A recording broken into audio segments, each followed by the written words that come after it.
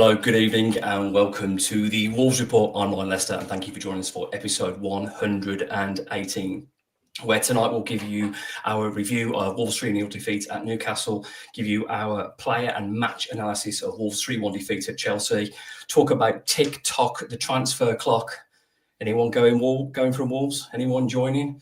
Take your questions and look ahead to Saturday afternoon's game against Arsenal. Let's take a little step back. Nocky, it's not another nice defeat to talk about, but I'd love to get your take on Newcastle United 3, Wolverhampton Wanderers 0. I think it went the way we probably thought it would, didn't it? They were too good for us. I thought we had some positive moments in the game, but the soft underbelly showed itself again, and we give away some horrendous goals, especially the second one. We left Isaac in far too much space, and it's the same old story, the same old problems, and we can't defend.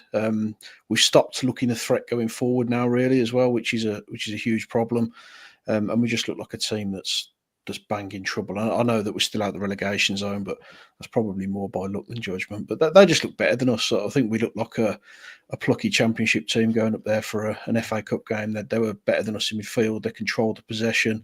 They were dangerous down the flanks. We never got to grips to their wide players. And Isaac, he's obviously a top-class player anyway, but we just gave him far too much space far too often. And it was a pretty routine win for them, I think, as soon as they got the first. You never thought we were going to really get back into it after that. It was a pretty comfortable afternoon. I know we talked about this on the group chat, Tyler, but is it fair to say Wolves were a bit unlucky? And I know we're pretty brutally in the things that we say, but I don't actually think we played that bad at Newcastle. I don't think we played that bad against Forest. I would say that the Chelsea performance, which we'll come on to, was probably the worst under Vitor. But does the 3-0 mask over the performance at Newcastle? I mean, I would say Newcastle were the better side and they probably deserved to win. But I don't think that was a 3-0 game. But you could equally say one team defended well, one team took the chances, and neither of those were Wolves. Yeah, that's what I was going to say, is how do you define a good performance? Because defensively, parts of it were shambolic.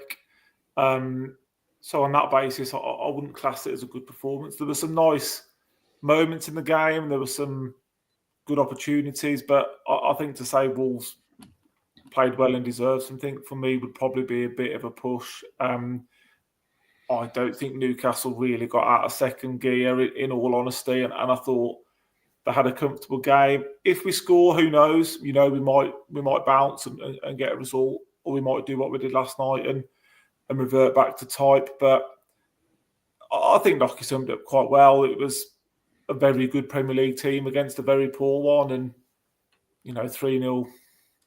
You could argue it may be flattered them by a goal or two, but I don't think there's ever any doubt who the better team was, who the better team is, and the poles apart at the moment, aren't we? So not for me. You can't defend like that and then try and claim that you've put a good performance in my opinion. Nocky, we face the team that's probably top of the form in English football at the moment. They've got one of the hottest strikers in the Premier League, in European football. They're on form. They're playing well. They're steamrolling everybody. And yes, they were the better team. And I know what Tyler, I partially agree with what Tyler said, but if Wolves continue to create chances like that, the goals will come. And I know you talked about the goals drying up, but I still took a lot of that from performance. I was more disheartened with the performance against Chelsea than I was against Newcastle. I still come away from the Newcastle game thinking that wasn't that bad. The scoreline says otherwise, but it was, for me, the Chelsea one hurt and was a lot more concerning.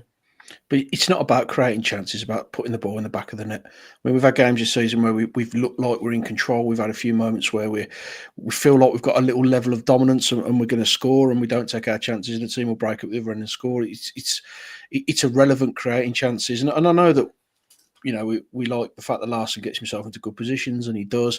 He's there to score goals. He's there to put the ball in the back of the net, and we can't rely on anyone at the moment to do that, and that's a huge problem in this league, because you get punished. Every mistake he's ended up in the back of our net. And I think where it's really frustrating is how hard we're having to work to get ourselves into attacking areas, how easy it is to concede goals, and we're so soft. There's such a soft underbelly at the club, and if you're giving away goals the way we are, at the levels that we are and the numbers that we are, it's only going to win one way. I mean, you've conceded 9 goals in 3 games. It's just it's just not sustainable. The model isn't sustainable. What we're doing at the moment isn't sustainable, and you're not going to survive with those kind of performances. You can't come away from a 3-0 defeat and say that we're unlucky, we've played relatively well. You haven't. You've lost 3-0. You don't play well and lose 3-0. You've been beaten, and I don't really think they came out of second gear. They were very, very comfortable. And always we had they had plenty of gears to go through, whereas with us, I don't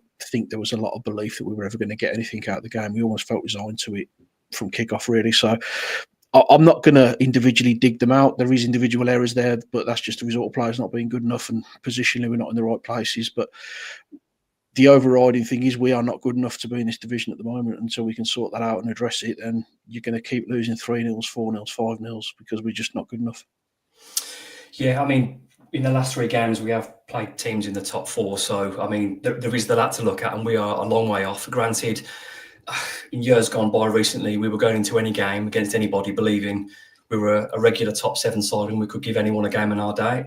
But that looks a long time ago. But Tyler, the difference between now and then, I mean, I'm quite happy with the forward line, but the defence at Newcastle, for me, the shape for the Isak's first goal was almost similar to the Chelsea's first goal. Newcastle's second goal was similar to Chelsea's first goal. I just didn't understand the marking, and I know Doherty was right at the 3. He seemed to be in front of Bueno. Bueno was away from his man. He just, and I do feel sorry for Agbadou, because it feels like to me he's a right-sided player being asked to play. So it looks like we've got our best defender playing on his weakest side. But the manager's choosing to do that, isn't he? We said after the first game Doherty played there, we said it was an experiment. We came on here and said it can't really continue. He's not a right centre-back in a 3. But Pereira's choosing to put Doherty there. You know, Dawson's back fit, and although there's not loads of options, you think he'd be more of a natural choice there than Doherty. So he's choosing to put him there. Agbadou, I think, would look a bit more comfortable when he's in his natural side. I think he's got the raw traits that you need to be successful in this league as a centre-half. But we've talked about it, you know, a million times. The fact we're 6-7 years in and we go into games with that as our back 3. You know, Doherty's a past-it full-back. Santi Bueno was going to be loaned out in the summer if we bought anyone else. And we've got a new guy who's played a game. It's totally unacceptable, and it's neglect, isn't it? So I'd be playing Dawson. As I've said on here, that I'd retire him out to pasture. But at the moment, for me, even if he's just in the centre of the 3, it may well negate some of the goals we've conceded where there's literally nobody stood on our own penalty spot. Yeah, it's happened twice in a row. Good evening to everyone and watching live and listening back. This is episode 118 of the Wolves Report with Chris, Tyler, Mark Knock and myself, Ryan Lester. Thank you for joining us live. There's loads and loads of comments coming in. It's great that you can be part of the show, and it's a big part of our show. Try and get as many comments and questions up as possible. We'll move away from the Newcastle game. I mean, again, I was trying to go backwards and forwards, play a bit of devil's advocate. The better team won, but I'm not sure it was a 3-0 game. Maybe my glasses were always way more than half full and your 2s were more realistic, but that's what gives us the balance. Moving on to last night's game, Nocky. For me, this is the poorest performance under the Vitor Pereira era so far. Granted, there hasn't been a lot of games, but it was the most concerning one because in the other games, I know we talked about Forest, we created a bundle load, missed chances, they were ruthless. We created enough chances to score a couple of goals at Newcastle, but we didn't. Last night, the first 35 minutes was as bad as anything under Gary O'Neill.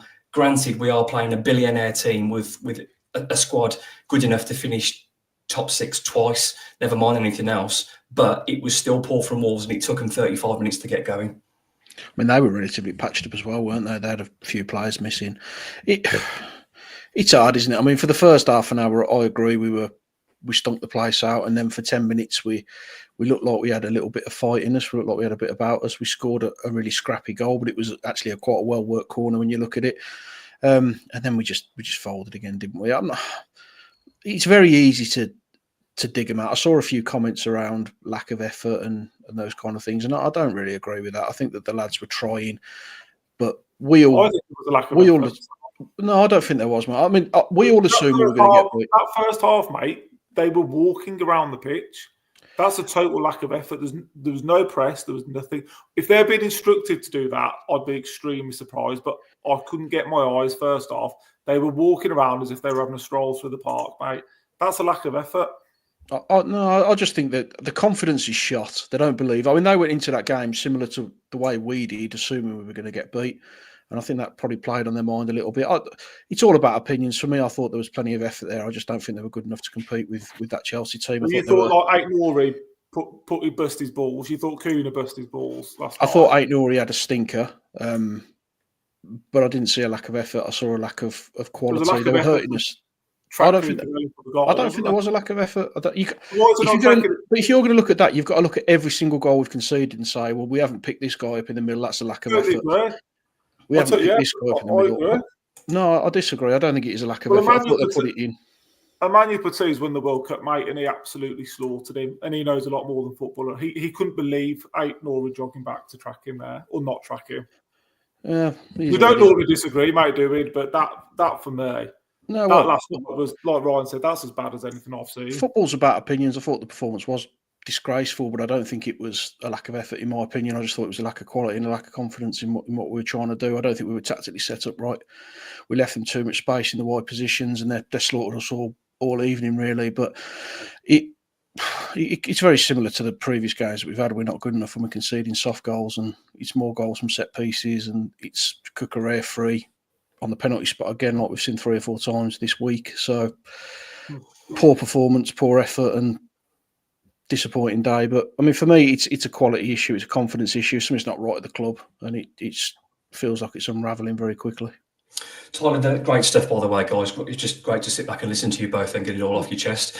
Tyler, looking at the game last night and the game so far, is there potential the way the manager's asking us to play isn't the way these players are capable of doing? Like, for example, against the better sides, I would say we could have probably done with another man in midfield, because it felt like Hwang was a passenger at Newcastle and against Forest. I thought like Sarabia was a passenger last night as well. And when you have those players in, if Hwang starts, he has to score, otherwise you can't justify his inclusion. Sarabia was brought in at Stamford Bridge against one of the most physical teams who are fit, athletic from 1 to 11, and we play probably a player that isn't physically up to the Premier League. Talent-wise, no question. Physical attributes, no. So is the manager getting it wrong in terms of the style in the bigger games, or is it too early to say? I think so. It is early, but you've got to be questioning some of the decisions he's making, haven't you?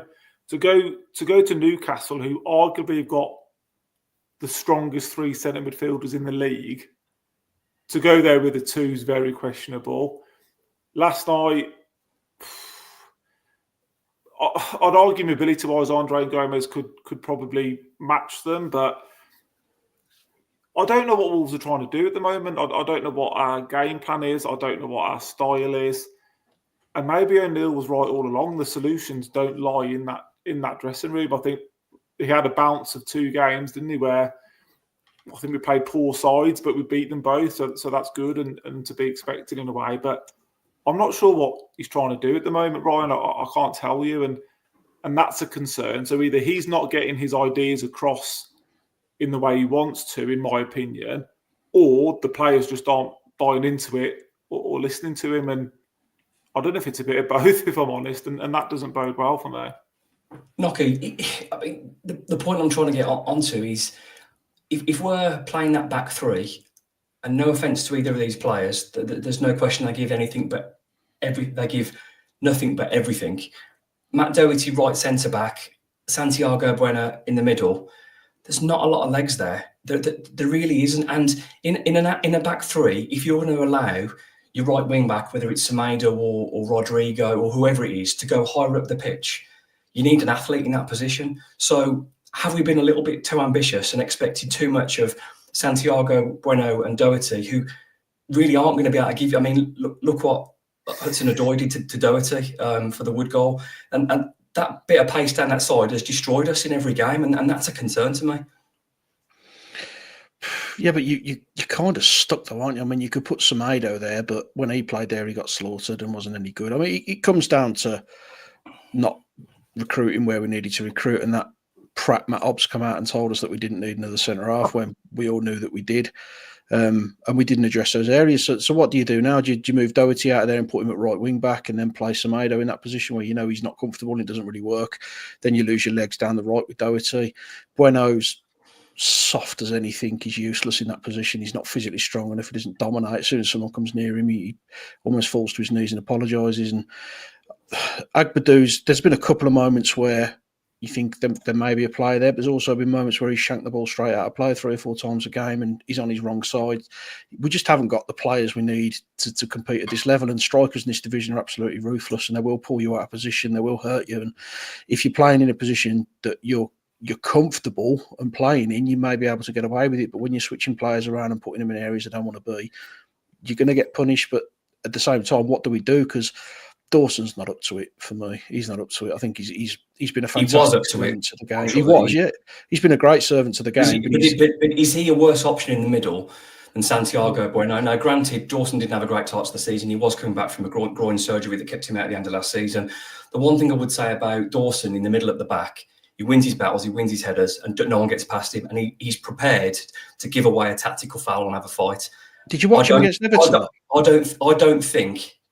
Yeah, I think that was the end of an era when they'd all just stopped for O'Neill. But I don't think in the middle of the three, Santiago Bueno is physically what we need. We saw this with Cody to a bit. Fantastic footballer, fantastic leader, got bullied. And for me, Santiago's the same.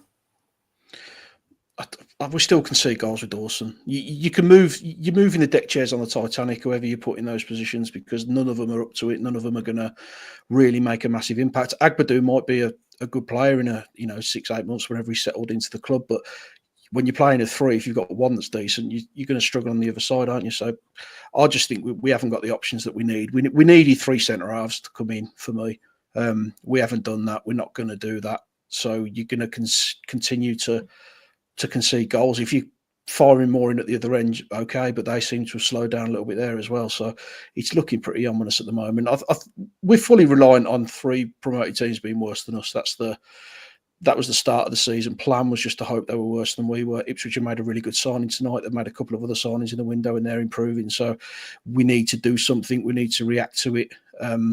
But from what we're hearing tonight, it's probably going to get a bit worse before it gets any better. So we're in the brown stuff, definitely. Certainly feels that way. Just jumping in with a comment here, Tyler, from Peter Friedman. Thank you for being part of the show, Peter. Matt Hobbs has recruited badly, very unbalanced squad. I know we're going to talk about the transfer window, but just looking back historically over probably the last 2, I'd say since we signed Dawson, the neglect in the centre half position, and we all talked about it. Mascara, I think, would have been good if he hadn't got injured. I'm not sure we'd be in the position now, but I'm not sure we'd have saved O'Neill in the end. But when Totti and Mascara started this season, between them, they'd started 1 game in a back 4 in the Premier League. What does that say about the recruitment? And I know opinions differed and people talked about it, but for me, we've mainly got wing backs, not full-backs. And the centre backs we have, the only one that really had the athleticism was Totti, and we know his limitations on the ball. So you add all that together, and what does that say about backing up Pete's comments? Yeah, I think Pete's spot on, and I think we can talk about this all day and all night, can't we? You can boil it down to the fact that Santi Bueno is currently our most experienced and senior centre-back in a 3, and we wanted to loan him out in the summer. So that tells you that he was the worst regarded centre-back, if that makes sense, in the summer. And in a back 4, certainly, yeah. Yeah, and now he's playing in the team as the most senior centre-back. That tells you straight away where we were at. And, there was plans to go to a 4 in the summer, and that's all well and good. But then what about when you need the plan B for the 5? Hugo Bueno going on loan, totally short on the options at left back as well. Peter's dead right. The squad is very imbalanced. It's a mess. We've got wide forwards, but no real wingers. We've got the same centre midfield options. There's not any pace in the team. We've got 1 striker again. We've been through that before. The squad's a disaster, isn't it, really? It's taken time probably for most people, unfortunately, to realise it. But these players aren't good enough. They're not as good as people think they are and we think they are, or maybe they think they are themselves. And sorry to jump in, would you say, are you talking about the whole team or specifically in the defence? I think the whole team. I think the whole team. You mentioned that you're happy going forward, and that's fine. And there's big debates around Strand Larsen at the moment. And yeah, he's got good numbers, but we need to see more from him, don't we? You know, there's nothing coming from the wide area. Sarabian, nothing. Kwang, nothing. Guedes had a bit of a spell, but he's gone back to nothing. These players aren't good enough. I look at other Premier League teams, and their players are poles apart from what we've got, miles apart the top half of the Premier League is.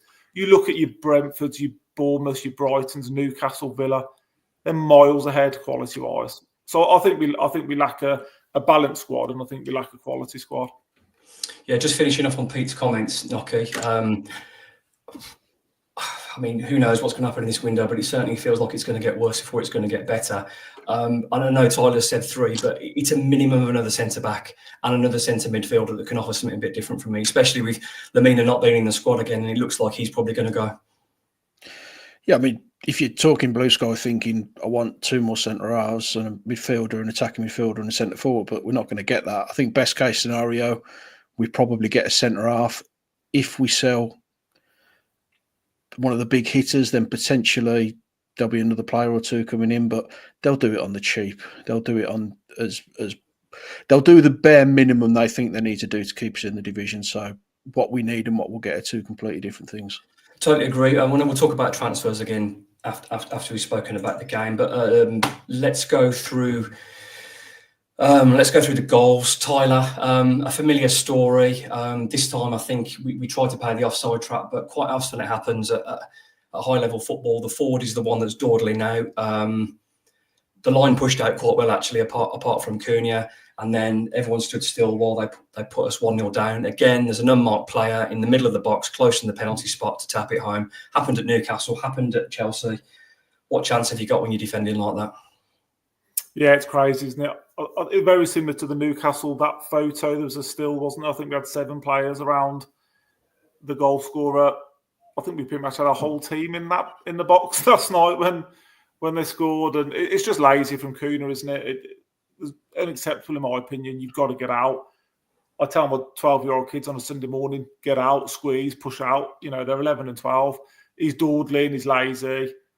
Played him onside, and I think that was the 18th set-piece goal conceded, and then obviously we went to 19. I think the average this season is 6, isn't it? So, again, you can... That's not bad luck, is it? I talk about bad luck a lot, but that's obscene at any level of football. It's just it's so bad. Moving on to a small positive knocking, and it was a bit of a stinker, and I think it was Cunha's 5th attempt at trying to score from a corner, but he worked on this occasion. The keeper's flapped at it. It's gone up down, and Doherty's gone well to make it 1-1. A small bit of joy in a miserable night. Yeah, he was well worked. He's just fired it in on the keeper, and we've got bodies around him, made it awkward, and he's fumbled the catch, hasn't he? So you've got to be in the right place, and Doherty was to finish it. It was a nice moment.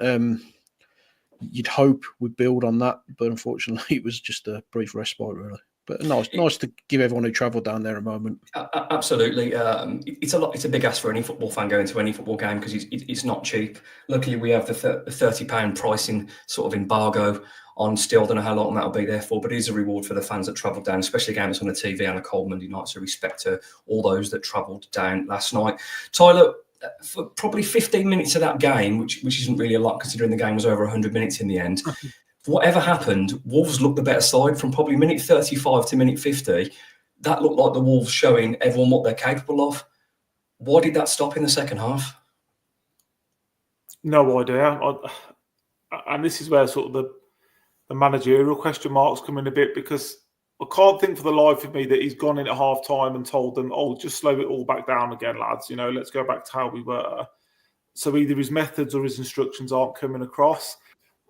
When we're up to the tempo, and like we've said all season, when we do actually press and we do up the tempo, teams don't like it. And we have little flashes of quality and there are bits there, but you can't play for 10, 15 minutes, like you said, from a 100-minute game. So the second half... Not against a team like Chelsea. No. And the start of the second half was so disappointed. Wolves didn't want half-time, did they, when it came? We were right on top and we were pressing and attacking. You just wanted it to carry on, didn't you? And and it didn't. And once Chelsea scored again, we could have all called it a day, couldn't we? Yeah, Lockie, we came out. I mean, we talked at half time. We came out the second half, but before we knew it, Chelsea were dominant. 2 quick goals, and it was game over. I'm not particularly happy with the defending again, but I just think Wolves lack the aggression and lack the desire to defend in those situations. It just looks so easy, and if you defend like that against Newcastle and Chelsea, only one thing is going to happen. We just can't defend, can we? We haven't defended all season. I mean, it's 51 goals, is it? The bottom team have got 6 points and they've conceded less goals than us. So it's not a new problem. It's just one. Value for money. Thanks, Jeff. Well, it's just one that we don't seem to be able to address, is it? It's the set pieces. We're so poor at defending set pieces, and I don't know whether they switch off or whether they're covering zonal areas and no one wants to pick the runners up. It's just so basic, the goals. And when you're in the situation we're in, and we've said it a million times, you've got to make yourself difficult to beat. You've got to make teams work for goals, and it's so easy to score against us. And at 2-1, we're still in the game, but then a couple of minutes later, bang, it's 3-1 and it's all over. So it's unprofessional to concede the goals that we conceded, and to concede the same goal over and over again. It's completely unacceptable. Yeah, Tyler, I don't know, there's different people talking about this, and I know Arsenal are the masters of defending and attacking zonal plays. They seem to do it really well. They block and that, but we seem to be everything opposite to that, and we're playing Arsenal on Saturday, so that could be fun. But at what point do you have to start going man-to-man and being aggressive and attacking the ball? Because for me, it's just too easy. Wolves showed a little bit with that corner. I liked it. I like trapping the keeper in. I like trapping the keeper in against Man United. It was good. So offensively, we're learning a little bit, but defensively, surely we have to change and move away from zonal. Well, you think so, but like we talked about, the people in charge don't seem to think that, do they? So it's the trendy thing, isn't it? It's on trend. Ultimately, I think whether you're man for man or you're zonal, you have to have the desire to go and win the ball. And I don't think Wolves have got that desire. I just don't think it's there. We're not the biggest team in the world either, are we? We don't really have, apart from probably Agbadu, you're sort of really looking who's going to go and attack the ball. Who's a big lad? Dawson's not playing. The centre midfielders are tiny. Strand Larsen scared of his own shadow. Not a big side, so there's probably a culmination of things. But like you said, for it to happen 19 times in 20, however many games, is just unacceptable, isn't it? But you'd have thought one of the first things the new coaching team would have come in and sorted out would have been that, but it hasn't been. No, I only think it gets properly sorted with proper centre-backs in the team, because Santiago Bueno isn't going to burst through 2 or 3 players, class for everyone and win the header. Matt Doherty is very good in the air, but he's not massive. And Agbadu, I think he'll be a player. I just think he's been asked to play on the weak side. Let's go through the player ratings. Noki Jose Sarr. Could Jose have done any more for those goals, or was he just on the receiving end of some terrible defending? He was absolutely lost. I think it was when Madueke scored. He just went disappearing out to the edge of his 6-yard box, simple header back across. If he stays where he was, he collects the ball. So he was definitely culpable for that. But he's not dominant, is he? I mean, you want your goalkeeper to dominate the penalty area. And when he first got back in the team, you kind of felt he was doing that a little bit. I actually think he's improved, though, since the new manager's come in. And that probably says a lot for how far he dipped. He's improved, but we're still averaging 3 goals a game, aren't we? So you can only improve a certain amount. I just want to see him come out and be a little bit more dominant with balls from corners, especially when we're so vulnerable in that area. You need your goalkeeper to come and take the pressure off the defence and come and collect it. And I don't really see him doing that. He didn't do a lot wrong, but I do think for the Madueke goal, he absolutely should have done better for that. So he's conceded 3 goals, and so I'll give him a 4. Tyler, moving on to the back 3, Matt Doherty, Santiago Bueno, and Agbadu.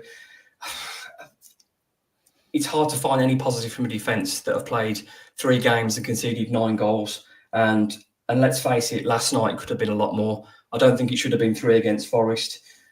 I think 3 was probably about right at Newcastle because they had the chances. But I think last night was probably the worst. Even though it was the best scoreline of 3, I think it was the worst performance from those back 3, who just looked nowhere near quick enough and, for me, lacked aggressive desire to get in there, block and stop.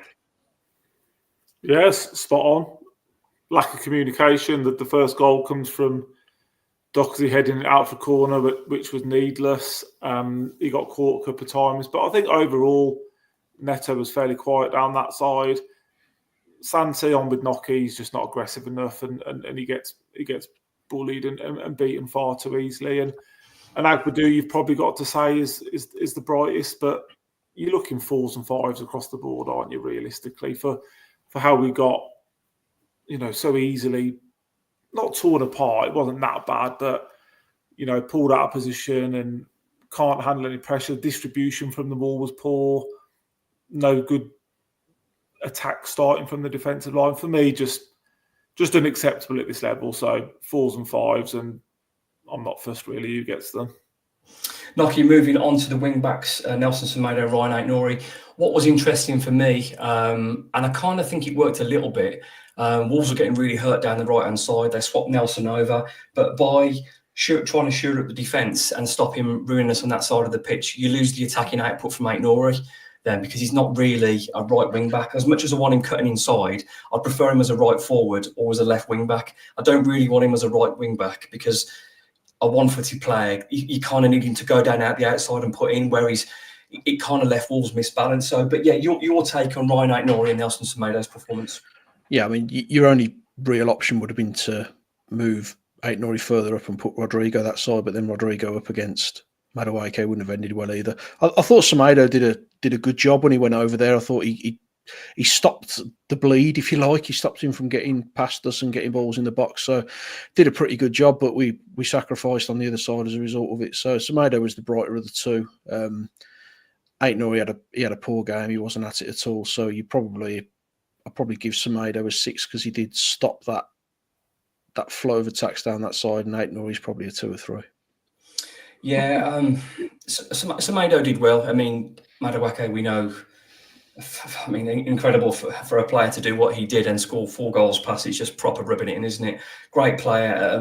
Did reasonably well to stop him on that, and of course he was going to score. So I'm not sure how much I'm going to blame either of those two for the game for that, but I just thought it misbalanced us, and it probably exposed our defensive frailties at left back, where Ryan Aït-Nouri is a very comfortable footballer, but he was getting butchered at every time, which kind of what happened at Molineux when they put 6 past us. So repeating that again. Moving on to the centre midfield, Tyler, João Gomez and Andre. I think 2 very different performances.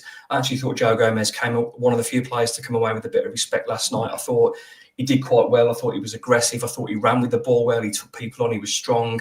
He was decking people. I liked João Gomez last night. Andre, though, for me, struggled, but it just looked to me like they were outnumbered all the time, whether that was our setup or their play or their quality, but it just looked like them pair were outnumbered every time. Yeah, I think you've summarised it well. I think Gomez is now finding consistency, isn't he, week in, week out of tidy performances. He wins the ball back. He looks after it well enough.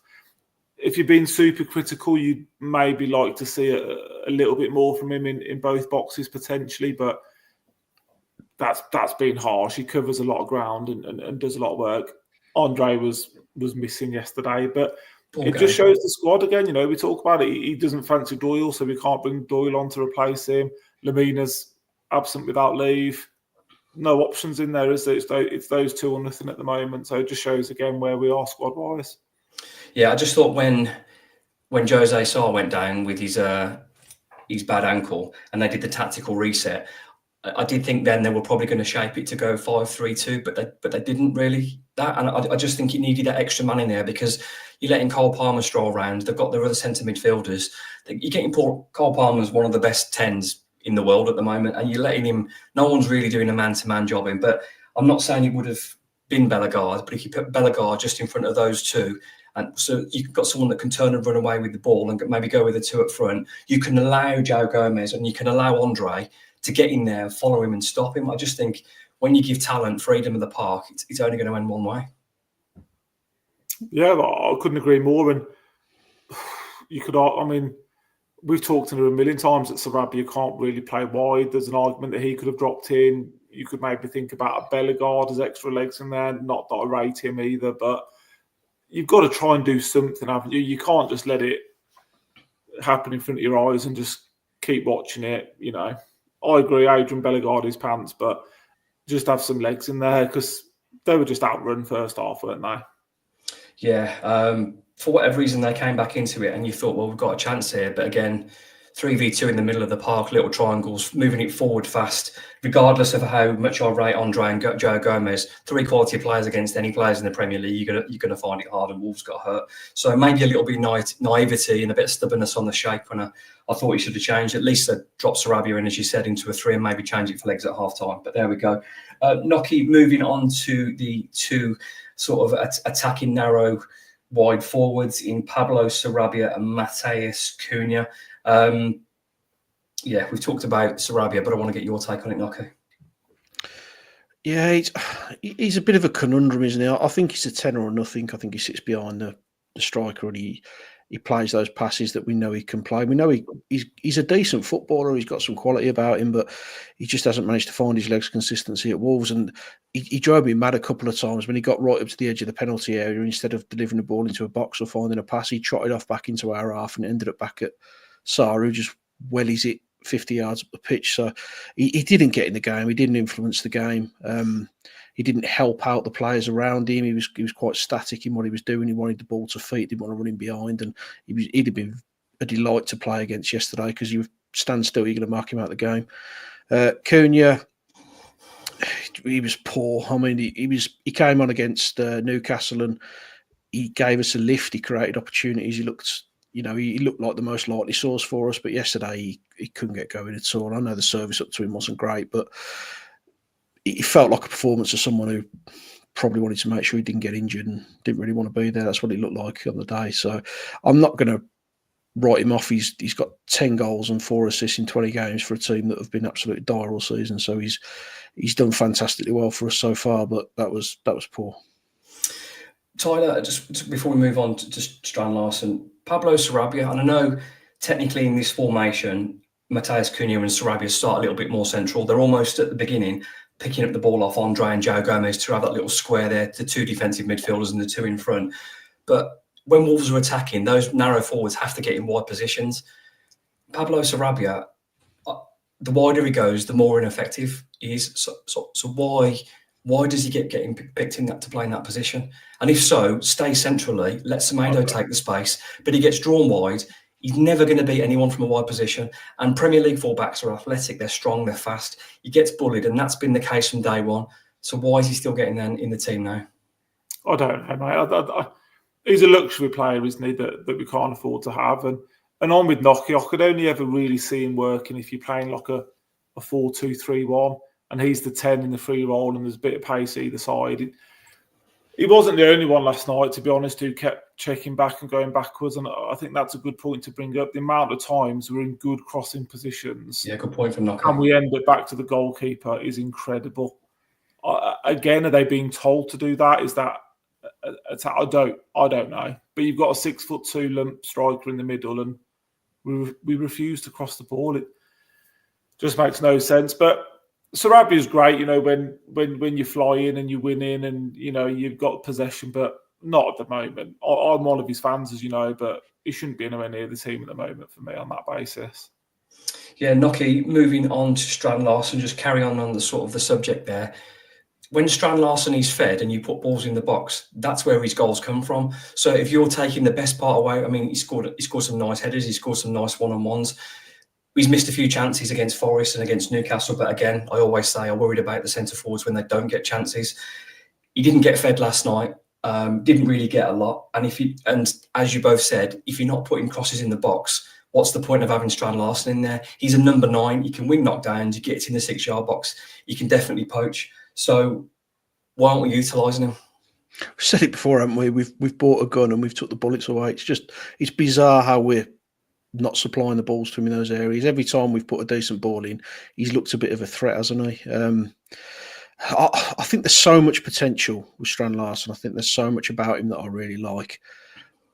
He just needs to grow a pair and start physically dominating centre halves, because you see some of the players that you compare him to, or you think he should be. He's kind of your Chris Woods and Liam Delap's, players like that who physically dominate the opposition. They make sure they know you're there. They don't give you an easy moment if they feel like they're going to be out-muscled. They'll throw themselves to the ground and win a free kick. He just needs to learn that part of his game because he can finish. He has got quality. And his numbers are good for a team that have been in the position that we've been in all season. But he's really frustrating because there's a top class player there, but he just hasn't got that. I don't know whether it's guts or the physical desire to get stuck in and really make himself a problem for the opposition until he does. If he doesn't learn to do that, he's going to fail in the Premier League because it's one of the key attributes for a number 9. You've got to be horrible, and he needs that level of nastiness about him. His performance yesterday, I don't think he ever really got in the game. He didn't, and again, there was a huge supply line issue to him, but I want a centre forward coming back a little bit if he's not getting the ball and start roughing up the midfielders, start picking up those pockets of space between midfield and defence and start making it a little bit awkward for them and make it a little bit more difficult. And he wasn't doing that. He was very easy to play against. And we didn't make it hard for Chelsea to defend against us last night. And that's something that we need to address very quickly. It's hard to make a player or a footballer be aggressive when it's not in their game, Tyler, but I do expect players to use their best physical attributes. We've seen Liam Delap, not always the silkiest footballer, but for a big guy, he's very mobile, very, very aggressive. And the centre-backs, whether he's scored or not, he's roughing them up. Mentioned about Chris Wood there, like Nocky said, he's having the time of his life in his career at the moment. He bullies people. Strand Larson, I do like his touch. I think he gets in good positions, but we're going to need a little bit more. And I've talked on the group chat with you guys. I do like Strand. I just think someone that big and strong and that athletic is capable of more. Yeah, I agree. He just seems a bit too nice, doesn't he? Which just seems to be his natural demeanour and his nature, doesn't it? But there is a huge argument that we're not playing to his strengths, and I think that's a fair one. I think if we're critical, he should be holding the ball up better and looking after it a bit more and protecting it. But it's a bit of an endless task, isn't it, if he's doing that week in, week out, and there's just a massive lack of service. I mean, we just don't put the ball in the box, do we? We've talked about it. We don't cross it. So again, that comes back to what's our style, what's our plan with him, because at the moment we're not utilising him effectively. Yeah, we need to, if we're going to expect him to do the donkey work and chase and press and link, we need to feed him a little bit as well, because it must be demoralising if you're pressing and chasing and you see Sarabia or Semedo get the ball in the wide right position. Sarabia's got a lovely left-footed cross, and then you see him go back and he's busting his nuts to press and gets into that position. That must be disheartening as well. So, yeah, not playing to his strengths. Granted, Chelsea are big boys, but if you don't put it in the box, you don't find out. We're not Man City. We can't score the perfect goal. Sorry, just on him quickly. Steve's right there. At the moment, he's playing every minute of every game in his first season in the Premier League. It's a massive ask. But again, we've been here before where we've had one centre forward. You can't keep making the same mistakes over and over again. Sorry to be. Yeah, no problem at all. This is episode 118 of the Wolves Report with Chris, Tyler, Mark Knock and myself, Ryan Lester. We reviewed the Newcastle game. We've done the Chelsea match and player analysis. We're going to look at the TikTok, the transfer, Clark, talk about some of the potential departures, take some of your questions. I'm going to have to take them off my phone because I didn't have time to put them on the screen this time and some of the stuff going on. I was taking calls, and look ahead to Saturday afternoon's game against Arsenal. Transfer window, Tyler, we've talked about it. And we've said how many days are we in now? What, we're in 21 days into it? 21, are we? Yeah. And we've signed one player. We talked about improving the squad. We've got one defender in, and the more I watch Wolves, the more I'm moving away from my own answer and agreeing with you guys. For me, it's one or two centre-backs, a centre midfielder, another forward. But how likely is that to happen? Very unlikely, I'd suggest, Ryan, going off history. I think we had a chat earlier, didn't we? And you could argue with Agbadou coming in and Lamina obviously going out as a minimum by the looks of it. The squad's certainly no stronger, is it, than it was 1st of January? If anything, you could argue it's a bit weaker on that basis. How you can be in the situation 3 weeks in when you're in the trouble that we're in and potentially weaken your squad by the end of the transfer window is... it leaves you lost for words, doesn't it? And we've been doing this for a few years now and talked about some of the decisions Fosun have made in the past that we can't explain, we don't understand, but this window at the moment, and we can only speak of it at the moment, of where we are now is right up there for me as, again, just neglect. Where are Hobbs? Where is she? Where's the links? Where's the rumours? There's just nothing, is there? So, it's telling, isn't it? Nocky called it a few years back. We won't sign anyone and we'll let people go, and we're doing it again. And like we've just said about having one striker, we're doing it again. It's the same thing over and over again. But I don't think a lot's going to happen now, ultimately, with incomings, unless there's a key or a big player that leaves with big money. I just don't see it. On the subject of big players leaving, Nocky, I tweeted just before the show. That's why I didn't get the questions if I didn't have time. I was taking a call talking about this. It's been suggested to me that it's more likely now that Matheus Cunha will depart Wolves this window than he will stay. I'm not saying he's definitely going, but my understanding is, from what I was told, that there's a couple of Premier League clubs interested, and it looks like he's interested in the move. And to be honest, you can't blame him either, but I still expect him to give his all and do everything when he's at the club. Like I said, I'm not saying it's definitely happening. I'm just passing on the information that if I was a betting man, I would expect him to depart this window more likely than he would stay. I hope I'm wrong. I hope he signs a no deal, and I hope I've got egg on my face, because if I'm wrong, it means Matheus Cunha is still a Wolves player at the end of this window, which I would love. Nocky, if Wolves sell Matheus Cunha this window, is there any way Wolves can survive that? I mean, it's very difficult to say. Depends when we sell him. If we sold him tomorrow and then we've still got time in the window to ideally spend the money. I mean, I know people are quoting 80 odd million. We ain't going to get that. I think it'll be between 60 and 70 myself, best case scenario. But if you put all of it back into the pot and you give us an opportunity to spend it, we've maybe got a chance. I don't think we will, because we don't generally spend everything we bring in. It's more likely we'll get a little bit to play with. I mean, I think you can judge Cunha by if he was injured for any team in the Premier League, I think they'd feel it. And so when you're in the position that we're in, you lose him out this team, and that's probably that's what's clearly our best player, but it's our only real spark has gone. Well, he's not gone yet. I'm just, what I'm saying is, I'm just makes really talking clear. Yeah, I mean, yeah. If he goes, we've lost it. I'm not saying he's going. I'm not saying he's definitely gone. But my understanding is it's more likely that he will go now than he won't. It feels like it will. I mean, there's been a lot of comments from people in the media. Felt a little bit like they were trying to discredit him yesterday, and they get fed information from certain people who maybe want to not look like the bad guys. If we were to sell Matheus Cunha, they want to maybe push it onto him that he's trying to push us through. So if all the noises are there that he's going to go, and from his perspective, I mean, he's got no emotional attachment to Wolves. He's come in, he's done fantastically well for us. I'm sure he's happy here, but the reality is, what can we offer him? We can offer him maybe Championship football next year, or another relegation battle, or his two choices at Wolves. Whereas if you've got an Arsenal, a Newcastle, people are talking about Forest, even a Forest could be in the Champions League next year.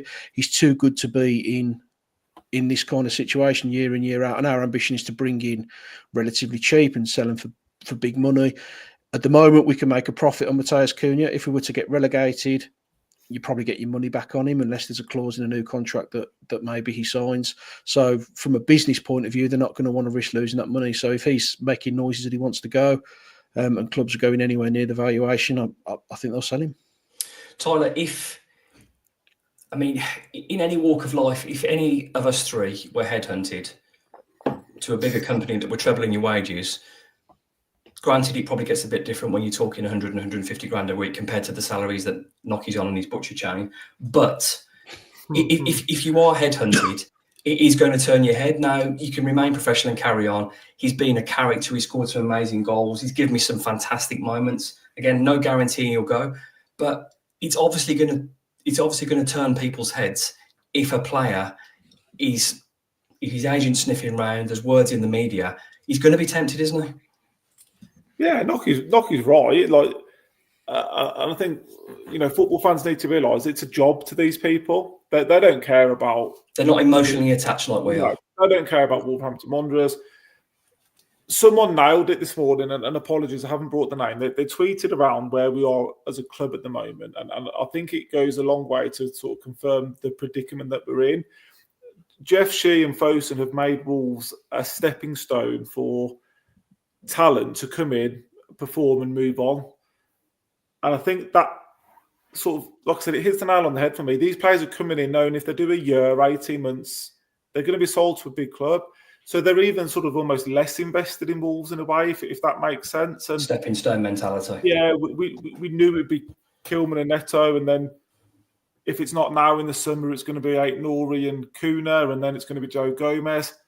Those players aren't fully invested in Wolverhampton Wanderers, and I don't ever expect them to be 100% because, like I've said, they're not. It's their job. They want to better themselves like we all do. They want to get paid more money like we all do, and that's fair enough. But when you're doing that model, it's extremely risky, isn't it? And out of the team, you can sort of start to see it a little bit, can't you, with your Aït-Nouris, your Kunas.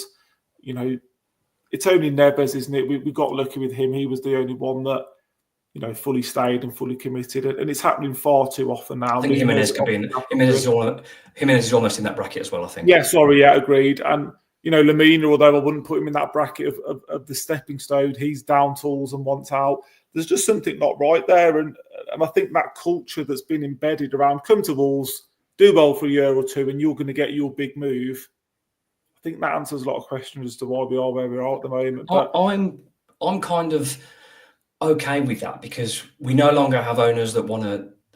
Well, I'm sure they do, but no longer seem capable of having us challenging the top 7 in European football and FA Cup semi-finals and European quarterfinals. Those days seem a long way ago. Wolves don't feel anywhere near as well run, recruitment-wise, club-wise, as they were back then. The breaking away from the George Mendes relationship with Matt Hodge showing that he could do his own thing, that hasn't really worked because this is as close to a relegation we've been, where it's 3 out of 4 teams and we're one of the 4 currently sitting out on goal average. So that speaks for itself. Wolves have just moved away, and it's a real concern that the breaking up with Mendes and going away Nocky, it's left Wolves in a real bad place. And this self-sufficient model is all well and good if your recruitment is absolutely immaculate. For example, Brighton, for example, Brentford to an extent, and you'd even say Bournemouth because they've been brilliant this season. You look at those 3, their model of their recruitment, selling Solanke, buying players in. Look at Brighton sending players for huge amounts of money to Chelsea, bringing in. Wolves have looked at that model, but they are a million miles away from that. But I think the difference is we advertise exactly what we want to do. So yeah, you see the interviews from Jeff Shee when he bothers to do one, and it's that we may need to sell a big hitter every year so that then we can then reinvest. So every player you're bringing in knows that they're going to come in for a period of time, they're going to develop, and then they're going to move on. So we can give players pelters for doing it, but we're almost signing them up on their contract, telling them that's what we're going to do with them. We're going to build you, and then we're going to sell you. So we can hammer them as much as we want, but they're doing exactly what we're asking them to do. And it's frustrating because you can't go anywhere really in this division by doing that. Your big teams, your proper teams, they want to buy ready-made Premier League footballers.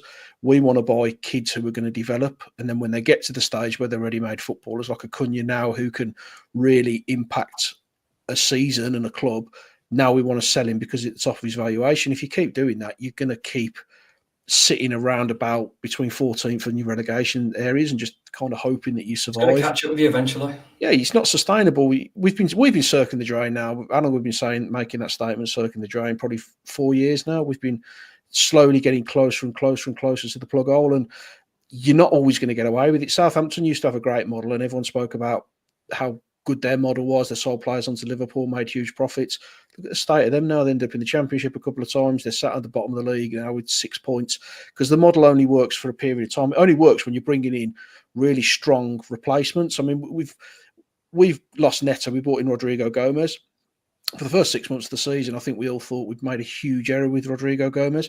Now he looks like he's got a bit about him. He looks like a bit of a player, but it's January. But you've lost half a year and you're lost half a year. And that's what we do with every single player. And it's just a boring model, to be honest with you, because you're never going to achieve anything. You might have the odd season when you maybe sit in the middle of the table because it's gone really well for you. But even this year, if we stay up this year and even say we do sell Cunha now and then we reinvest and we stay up, we'll hit the summer and you'll start getting bids coming in for João Gomez then, and you'll sell him and you'll lose Aït-Nouri and you'll lose, maybe a couple of others who are half decent. Then you'll try and reinvest and then you'll flog a load more at the end of the year. It's just a boring model. You're just never going to achieve anything by doing it. You might stay in the division, but you're always going to be in a dogfight, and you're always going to have to watch teams come and batter you, and you're going to have to take these hammerings week in, week out, and it's not really what you want to see, is it? You want to see your team at least having a little bit of a go. It's pretty boring. Yeah, it's a tough one now, Tyler, because I'm all for signing Rodrigo Gomez and Ait-Nouri when they're young, these players that can develop. But in the middle of that, you need a sprinkling of proven quality, proven European football top-level quality. And that's what all the Premier League sides do. Granted, some spend more than others, but all the sides, they spend money, good money, on proven footballers to make them established, regular, then becoming legacy Premier League teams. Wolves aren't doing that. It's gamble after gamble. Some players you've barely ever heard of, some players you've never heard of. And it's almost now getting to the end of where this recruitment failure that's been happening for the last few years is about to fail Wolves. And at the moment, it's only goal difference that's keeping Wolves out of trouble. Yeah, 100%. I mean, if you think of a couple of examples, we signed Neto when we had Jota and Adama in those positions. We signed Ait-Nouri when we had Johnny in that position. You're signing young quality talent there when you've got, the pathway for them to go to. Like, we haven't got that at the moment. There's a lack of characters. There's a lack of leaders. There's a lack of experience. Nocky talked perfectly then. That's where we are, and it gets to the point where it's deflating, isn't it? And you can't keep doing it, and you're doing the same thing over and over again and expecting different results. And Rodrigo Gomez, I'm sure, may well turn out. I think he will turn out to be a very, very fine footballer. He's been unlucky to be dropped. He was very unlucky to be dropped. His first name on the team sheet for me at the moment. Big fan of his, but we haven't got that luxury of giving someone 6-9 months to bed in and play. But he's showing up his peers at the moment because he's coming on, he's grafting, he's got proper desire, hasn't he? Proper tenacity to get in there. If we had a team of Rodrigo and João Gomez's, we wouldn't be far wrong, would we? This is episode 118 of the Wolves Report with Mark, not Chris Tyler, and myself, Ryan Lester. We've got a couple of minutes left. We're going to do a few questions. Apologies they're not on the screen. Like I said, I took a call before the show. I had to take that to get that time. Roger Lane asks, is Pereira right to publicly call out the players over their attitude? Personally, I think yes, but he's only saying what most supporters can see. Nocky. It's a difficult one, isn't it? I mean, it's a lot of this I quite like being behind closed doors. When you're publicly hanging people out to dry, it can cause a little bit of friction. You can lose the players very quickly if you do that. We all get criticised at work if we do wrong, don't we? Yeah, but you're not in the newspapers. You get criticised. We're not that famous. You get criticised in a one-to-one, don't you? That's generally how it works. That's it. It's a one-to-one environment. You wouldn't be criticised in front of your peers.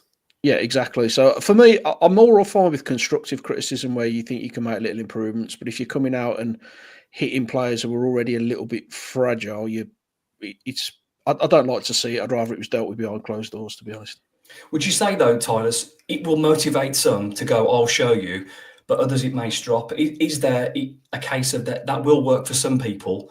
Or at what point does the manager go, well, I need you to do what you're asking and you're not? And then does he need to justify that by saying, well, I'm going to drop this player and I'm going to publicly sort of give an explanation to why this is happening, or do you think there's no need for it? No, I'm with Nocky. I want stuff like that done behind closed doors and done in private. And like I said at the start of the podcast, it makes you think O'Neill had a point in what he was saying, because he struggled to get a tune out of a lot of these players, and now Pereira's having the same issue, whether or not they think they're too big for Wolves. Who knows? But for me... Can I just jump in with there a second, mate? In defence to what you've just said, and I'm not justifying it because they should do better, but we've just played like 3 of the top 4 teams who are all talking about Champions League football, and we're in a relegation better. We've won 4 games all season. We lost what I'm saying in terms of the managers beat the poor teams. He beat the teams. We thought we beat Man United. He went to Leicester and Company won, so he's beat the poor teams. The better teams who are in the Champions League have made light work of Wolves. Is that not a fair comment? It's a fair comment, but you want to see your team compete. We've all said on here a million times, Wolves can lose 10-0. I've got no issue if they compete and they put the effort in. And like I said, I don't agree with Nocky. Fair enough if he did. I don't think one of those players, probably Joe Gomez aside yesterday, walks off the pitch giving their all. Maybe Agba do as well to a point. So then, as a fan, you think, well, you want a reaction, so you almost want to see Pereira maybe come out with it. But then, when you've calmed down and thought about it, it just doesn't do anybody any favours, does it? It's made Pereira look a bit weak in regards to the images of him giving tactics and Cuna's not listening. It's fueled fire to the argument about Cuna leaving. It was all over the media this morning. Pereira's comments have made it worse. I just don't see how they help the situation. I think as well, footballers get paid a vast amount of money for what they do. There's no question about that.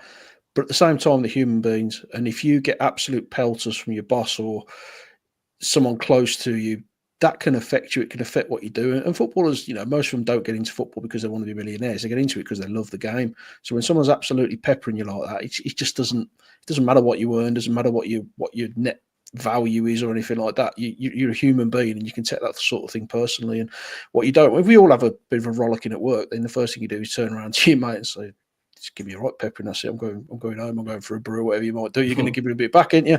So if you're publicly doing that to somebody and it's in the media, and especially when it's not true, that can you just walk down the tunnel, you're going to create massive issues for yourself. And I just don't like that. No, I agree. Saturday afternoon, Wolves have another easy fixture where they face title chasing Arsenal at Molineux in a rare 3 p.m. kickoff. Tyler, it doesn't get any easier, does it? We're on that second run of tough fixtures. Granted, everyone's got to play everybody. It will be almost a miracle if Wolves are stay at the bottom three for the next 2 weeks. But this is football and this is Wolves, so we never know. Wolves may go into Saturday's game with or without Cunha. Either way, it's a hard game. But without Cunha, it's considerably more difficult. Let's say he's not playing.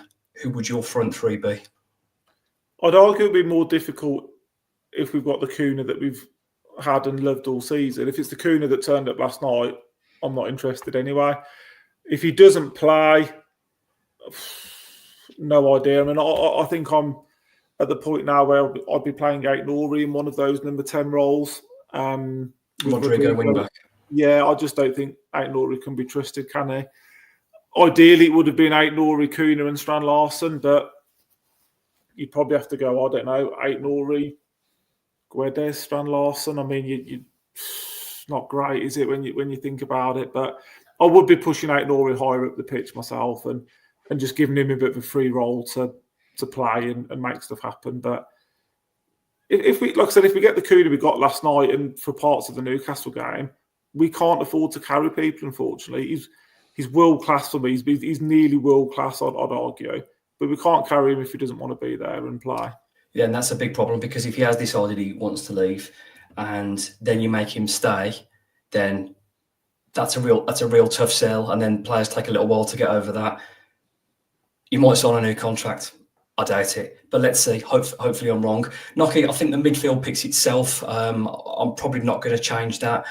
I would be tempted to maybe add one in there and go two up top because of how good Arsenal are, and Odegaard tends to float around, and he's a fantastic footballer. And if you give him the freedom, Cole Palmer, it's only going to end one way again. So I know people criticise him, but the legs of Bellegarde just sitting in front of them and letting them to defend against their 10s that come in and create, I think, and then try and hit on the counter. I think that's our best bet. I don't want to go toe-to-toe with Arsenal and be 2-0 down on a Saturday afternoon. I'm absolutely sick on that. But defensive-wise, there's talk of Totti being back, and I know this show has given him a lot of criticism. In terms of his distribution, he's quite often deserved it. But against the better sides is when we've seen the better version of Totti. Nocky, if Totti's fit on Saturday, he walks into that team. Yeah, if Totti's back, he comes straight back in, and then you can move Agbedu over to the other side then. And do you put Dawson in? I'd probably be tempted to put Dawson in. I don't think he can do a lot worse, can he? So that'd probably be my three at the back. I agree. Yeah. Before you said it, my suggestion would be to bring another one into midfield, whether you bring in a Tommy Doyle maybe just for. I think you need legs though, mate. I think you can have three that are similar because none of them are going to break the lines. I'm not saying we're going to break the lines against Arsenal. Don't need to break the lines, though, do we? You just need to try and be horrible.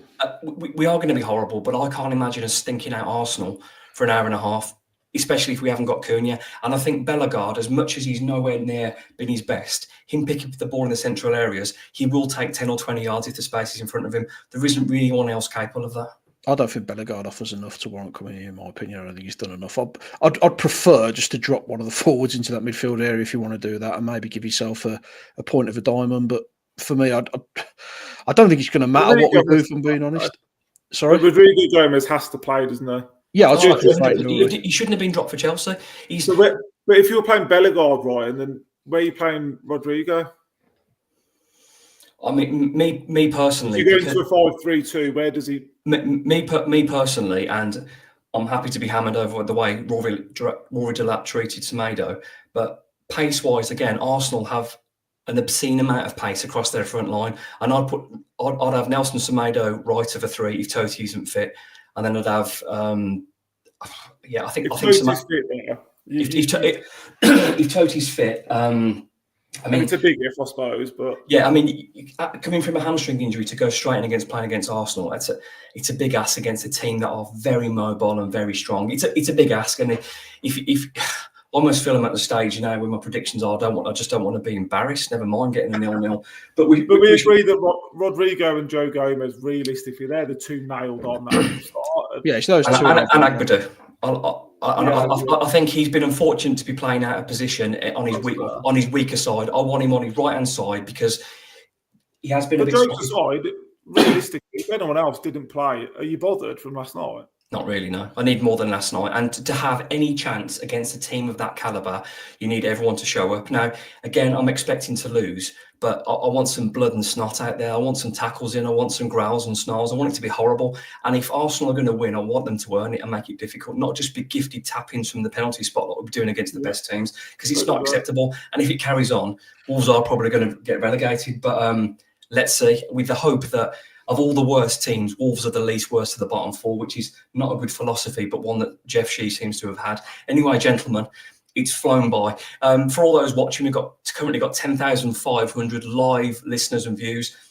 If you've enjoyed the show, please drop us a follow, a like, YouTube, Twitter, or X, and it'll be uploaded to Spotify as well. Thank you all to the new followers and listeners. It's very much appreciated. Appreciate all your comments, and it's one of the reasons we do a live show to sort of prompt debate with us, get it on the screen. It is very much appreciated. Gentlemen, it's prediction time. Keep it down to single figures, please.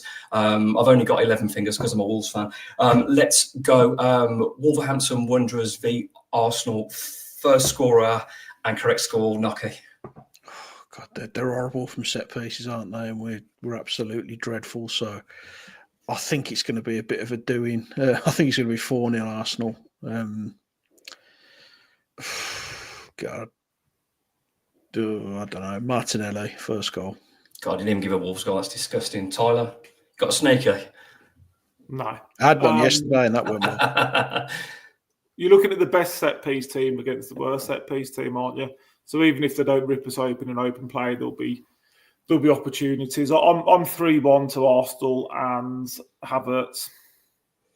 Good God. I'm going to go with the most horrendous 0-0 that's ever been seen in the Premier League. No shots, 3% possession, and the best 0-0. Absolutely delighted. This has been episode 118 of the Wolves Report. Chris Knock and Mark Tyler. Always do that. Guys, Chris Tyler, Mark Knock, thanks so much for giving up your Tuesday evening. Brilliant show. Thoroughly enjoyed your analysis. I've been Ryan Lester, your host. I hope you enjoyed the show of the Wolves.